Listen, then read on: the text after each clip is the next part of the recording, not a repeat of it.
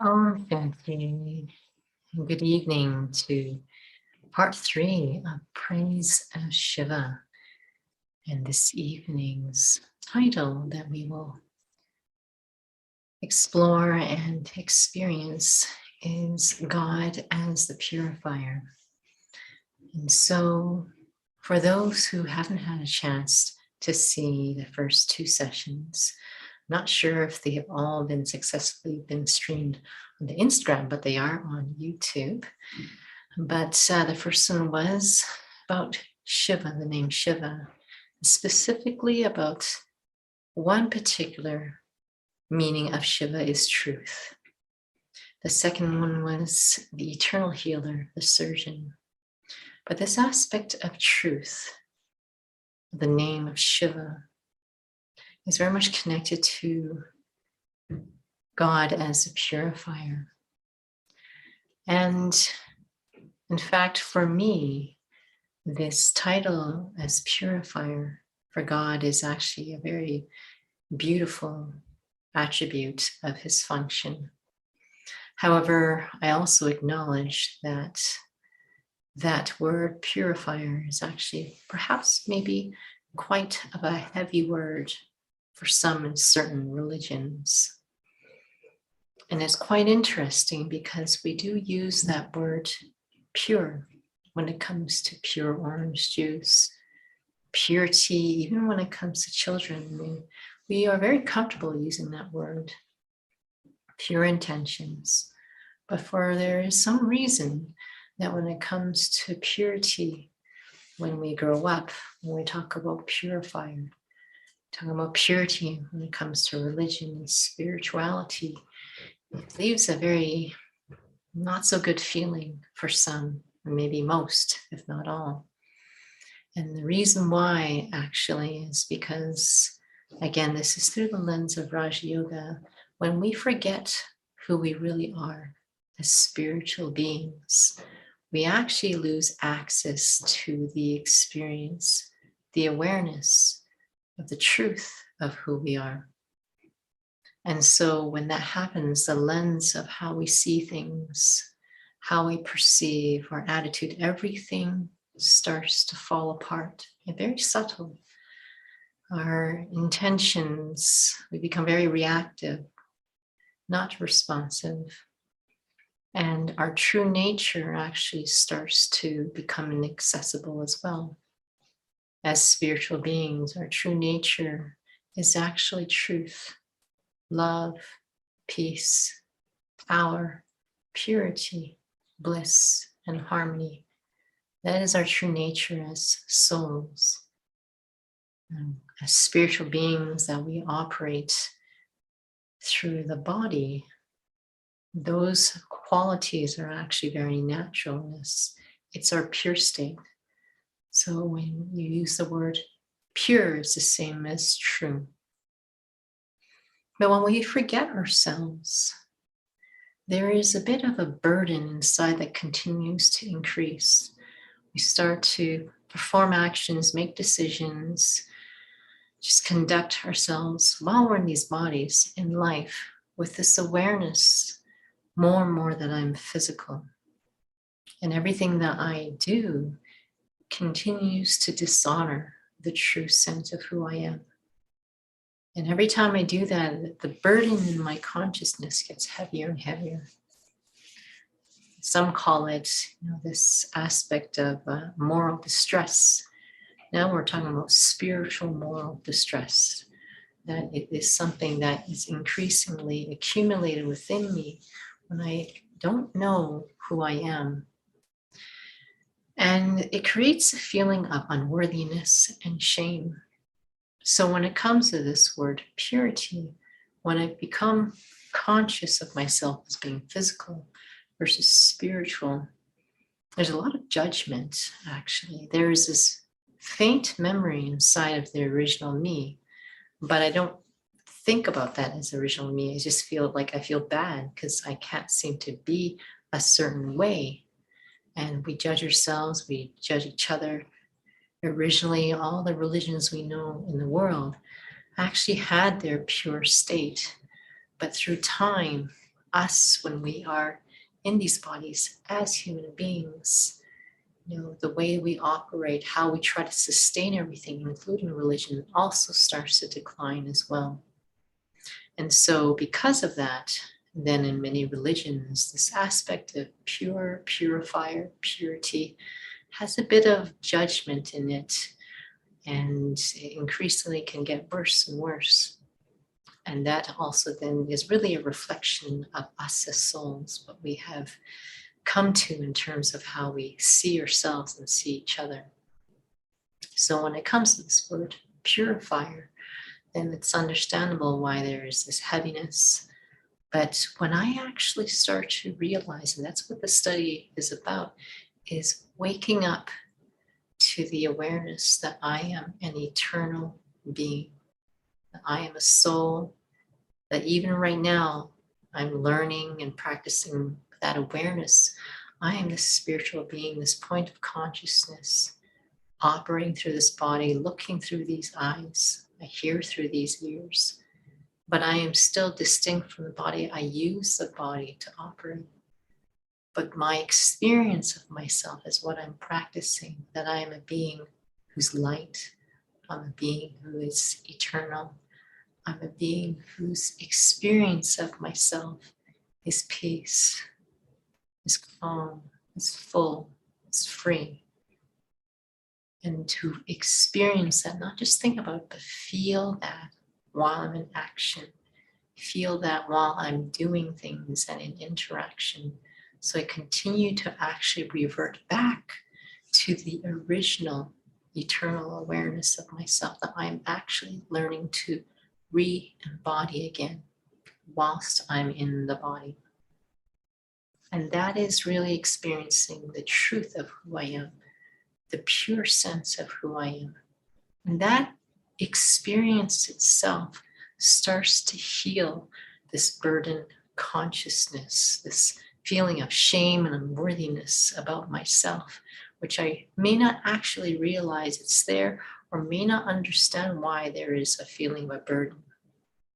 And something as simple as I remember when I had graduated from nursing school, and I was complimenting two managers where I had done my rotation, and I was telling them I really appreciated their leadership and their respect, and they could not accept the compliment. I could feel it. There was a feeling of feeling bad, as if it was too high of a compliment. But I was already in the study, and I realized it was something deeper, that the soul was actually feeling this feeling of being torn inside, that to not feeling good enough to be able to accept a sense of goodness about themselves, and it's not so apparent. And that was just as simple as just a compliment, but on a greater level, it can be actually quite subtle in terms of this burden inside that we've accumulated because we have gone so far from ourselves. So it comes to a point now in spirituality and in religion, I would say, and we mix those two up together, where many have very negative experiences of what spirituality feels like, feel either it's also irrelevant or it's actually not, has anything to do with real life, or that there's a lot of fear around it. Asceticism is another thing. For those who have not had a chance to watch the Meditation 101 myth busting sessions that also started in the same week as Praise of Shiva. And we just finished part 3 this last Wednesday. But what is covered in those sessions are actually very connected to these sessions of Praise of Shiva. So the Supreme Soul, also called God, this is a being who's the spiritual parent of all souls. And what makes him extremely unique is that he doesn't come into the body like we do. And so when we souls do, through time being in it, it does take energy to think, to operate through the body. As we know, even within one day, how you may feel refreshed in the morning, or you feel that you have more energy by the end of the day. feel that as if you've been drained, especially if we seem to have to use a lot of mental power or also a lot of physical energy as well. And so through time, souls, when we're in the body, we start to actually forget ourselves. And we start to become familiar with the physical to the point where we can't even tell where I begin and the distinction between me and this body and everything around me. And the sign of that is that I'm very much dependent on everything physical to be able to feel stable, to feel okay, affected so much by everything around me, very much influenced. But this was not the case to begin with. That I, the soul, had my own distinct personality, this sense of peace, this stability, this calm that I would experience before, when I actually had that power of experiencing myself to be a soul distinct from the body. That calm had nothing to do with anything around me, had nothing to do with the body, had nothing to do with outcomes. And that feeling of fullness also had nothing to do with anything physical. As I start to identify with the physical, the body first and foremost, but events, others, positions, possessions, all those things very much influenced. And the Supreme Soul does not go through an experience of being in the body. We go through rebirth from one body to the next, and through time, as we go from one birth to another, we do lose some more power each time we take rebirth. Supreme Soul does not go through that. This is God Himself, our spiritual parent. He always stays actually in that experience of being a soul. He plays a very unique role. He keeps that function, actually maintaining that memory of what a soul is. And so there will come a point in time when all souls will actually come to the very lowest end point of their journey. And the Supreme Souls function by that time when the whole world is at the lowest point of sorrow. And as you can tell, we're getting very, very, very close to that. If we're not feeling that we're already there, that souls will cry out to Him. And it's programmed in us, in the sense it's innate in us, because you can't really look to each other. You know, we are all spiritual siblings. We're all in the same boat. But every soul has this memory that God, that we call out to Him at a time of sorrow, which is quite interesting. And that's not something that you actually, you know, are forcing someone to learn in school. It's just within us as souls. And it's not about making someone to be that way. It's that when a soul's timing is such that they're at their lowest point, they feel that there is really no one else they can turn to except God, and yet they don't really know why. So the Supreme Soul actually maintains that sense of who He is, which is what we used to be. And so this is a being who doesn't come into a body. So His awareness never changes. Our awareness changes through time.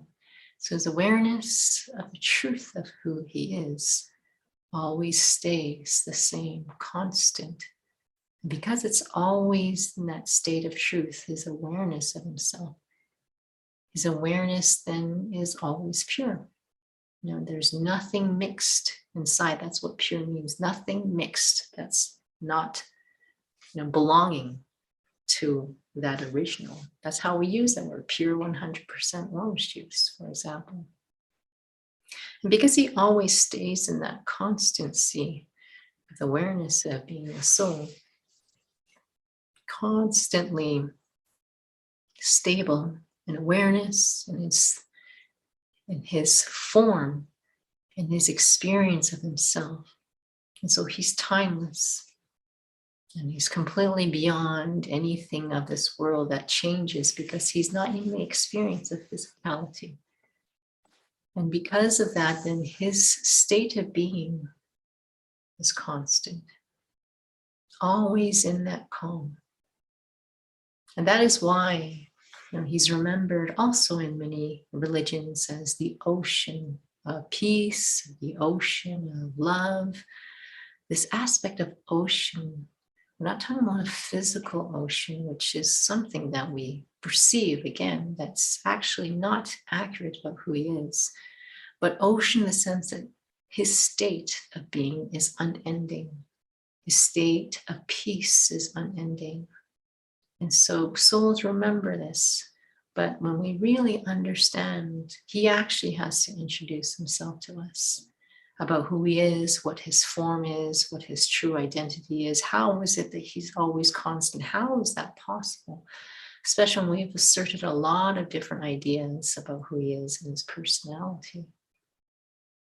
But because he stays constant, because his awareness is constant, because he never comes into the body, and so he is always in that state of simplicity, but it's deep, always in truth. No fluctuation, no complication, no confusion. He remains in the integrity of what we used to be like, what we are looking for, and yet we don't realize what we're looking for. And because of that, he holds that experience of what we originally are like. And his function is such that he actually has to remind us who we are. He actually has to come into a body, he has to borrow a body, speak through the body with the awareness of always knowing who we are. Introduce himself to us. This really important information that we're souls, and yet he can't lose himself. And if you want to know more about those details, which is actually quite exciting, you're welcome to reach out to us by email that you're interested in taking the Raja Yoga course and knowing about the history. And this is a soul who's actually beyond all religions. We are all identified with different religions because of the different parts we play, the different kind of souls we are on this family tree of souls. But the very core of every being, regardless of any religion, race, creed, color, gender, all that, we are all souls. And as souls, we don't have a gender, we're beings of consciousness. And because he holds that experience of who he is, when he teaches us to experience that connection with them, to experience that we are like him, that's what we originally are like, helping us to feel that we don't have to feel bad. It's actually about learning and understanding our journey of what has happened so we can forgive ourselves. Even though there's nothing really to forgive, that we had to forget ourselves, that would be understandable through time when we go through the journey of being in the body. But because there's so much burden, of unworthiness, doubt, disappointment, this soul has to come with so much very, very gentle love that is not intrusive whatsoever, a very gentle vibration that is not intrusive, just so that through time, as I learn to connect and have a relationship with this soul, me, the soul, having a relationship with my spiritual parent, that heals this burden inside in such a gentle way. And how the healing works is because he's always in that state of the truth that we used to be. So that's all he has to be, is just be himself. And so the vibration of his company, it is very fulfilling to us as souls because it's a vibration that we used to have. And so just being with him for a certain point, just continue to have drop by drop experience. It's not an overwhelming experience. It's not an intrusive experience. It's just being able to heal in that vibration. And as many are probably aware of this phrase, being colored by the company you keep, and how easy it is when you're around someone who doesn't feel very happy, feels very heavy, it can color you. It can actually sap your energy. This is a soul who doesn't need anything from us whatsoever. So even our ideas of this soul being judgmental, critical, and lots of other things, it is actually what's going on inside of us that we project onto this soul. But when we realize this soul doesn't take a body of his own, doesn't go through all that, he stays in that constant awareness of himself. He is not capable of changing them. And he is not capable of having any qualities that deviate from his original sense of self. And when I realized that and experienced that, it was so refreshing to know what this being is like. And he stays that way and has to stay that way, because for us, we would give up on ourselves in a heartbeat at times. But he's not even capable of being able to do that. So he can play his function and therefore be successful, constantly patient. Constantly, his function is to help nurture our capacity to be able to accept who we really are, realize who we really are, recognize who we are. And his function really is in service to me healing, to get back to myself as a soul, so that I can feel I'm very much a self-defined being separate from this body, to the point where when I completely heal, at the very depths that even the unconscious habits, we use that word sanskars in the study, these very deep habits that are not accessible and basically are subconscious, that those heal too. So I come back to myself fully and I'm able to operate again in the physical, healthy, and not try so hard, and basically conduct myself, my life, where those 7 qualities we mentioned at the beginning of tonight's session just naturally operate. Now, our natural nature was not actually of any trace of violence, actually. And I was really reflecting this evening, especially with the events that are happening right now in the world. It was such a relief to realize Supreme Soul teaches us that actually all of this is a play. That we have completely forgotten ourselves. We are all eternal. We'll all actually return home to the experience, the world of being a soul. And when we've all healed, we come back and play our parts in that healthy state again. And it may seem like it's so far-fetched, but when you actually go into that experience of being a soul, feeling eternal, completely beyond, you'll actually be able to feel, it's such a relief to be able to know what's really happening. And to be able to have that state, understanding is one thing, which is very important, but to completely heal, that's where this word purifier then becomes very relevant. Basically, we even use that word when it comes to air purifier, water purifier, to restore the air to what it was. So it's actually, meant to serve as oxygen, for us when we're in the physical water purifier. So the water is actually safe, for us to drink, for, other species to inhabit, for it to function, to hydrate, part of the biosystem. So we use that word actually, purifier, water purifier, air purifier, examples like that, restoring something to its original state. So that's really what is meant in terms of his title as purifier. We are souls, he is soul, he's a soul. We forgot that we're soul. We forgot the experience of it, the awareness of it, the reality of it. And his function is to help us to come back to that experience. And for that to be something that's not forced at all. And we always mention this aspect of timing, of how important that is. That when we come to a point where we're tired of identifying with everything that is so unreliable, even with the body, with roles, everything that's temporary, when that timing feels right, and when we start to search, that's when that you can't force that on anyone.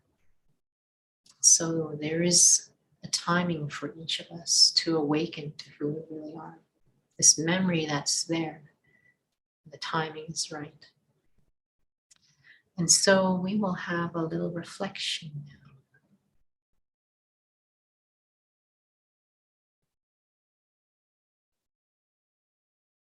Deep within each of us, there is a hope of finding someone out there who is reliable, someone who I can count on, who is always going to be loving, calm, non-judgmental.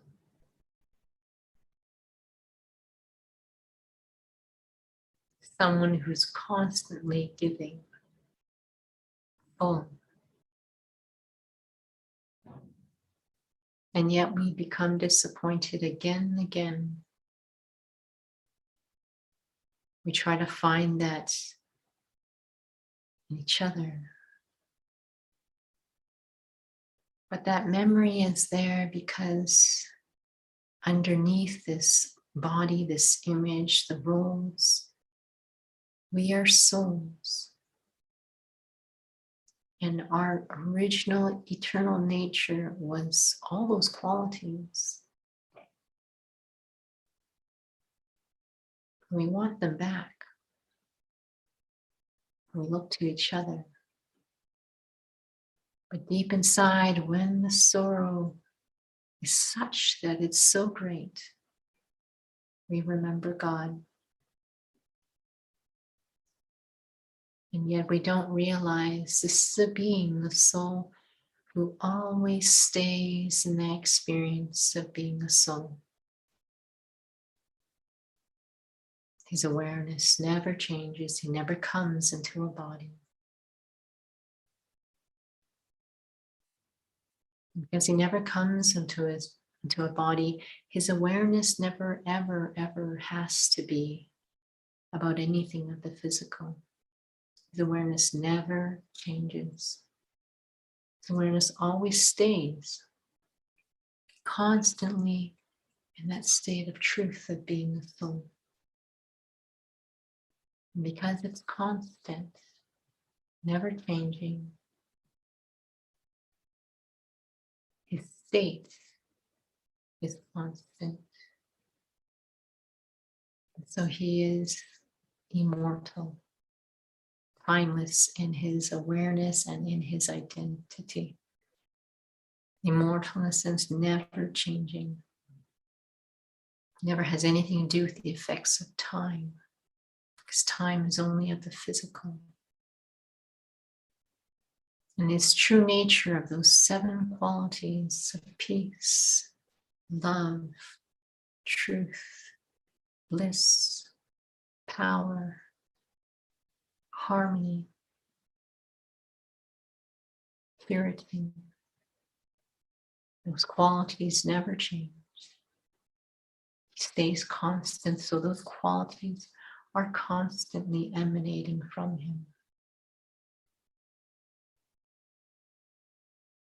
And because he never changes, stays in that truth, he is always pure. Pure in the sense he's always a soul. And he preserves that memory of us as souls. He preserves that understanding. and has to impart that understanding to us so that we can remember who we are, but also His presence, that constant state as a soul. To feel that vibration with Him. A very wholesome, calm, non-intrusive vibration.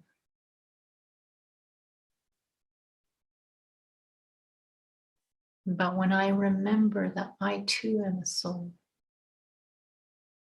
I start to feel that vibration He has is also my vibration. I start to feel that He's not doing anything to me. I'm actually learning to feel I have the worth to accept that I have the same qualities as Him. That I also feel those qualities, experience them. So that healing of being in His company to the point where I become whole. I feel my distinct self as a soul. He is His own distinct sense of being, stays that way, and helps me feel me. And very naturally and gently and gradually, I let go of all that isn't me.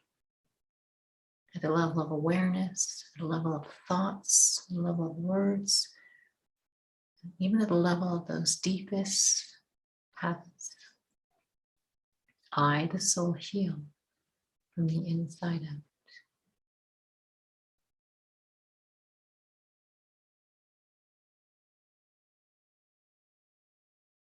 That vibration with Him in His company, very cool, soft, and yet very powerful in the sense that I actually heal. I actually am restored.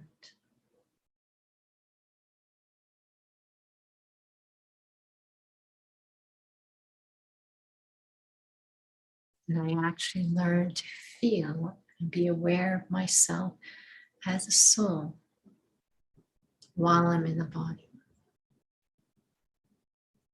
That's the greatest healing. When you're not rejecting anything of the physical, and you feel the truth of who you are. Shanti. Thank you for joining with us this evening on Instagram as well as on YouTube. You're always welcome to reach out to us through email. You can visit the website as well for other sessions. Next week will be part 4 of the final part, 4 parts to the series, Praise of Shiva. And on Tuesday is Shivratri. So Shivratri, the night of Shiva. This is what has inspired this 4-part session. So again, these sessions are recorded, and you're welcome to visit the YouTube channel for the other sessions. We had some IT issues, so we weren't always successful in streaming them on Instagram. So thank you again for joining. Om Shanti.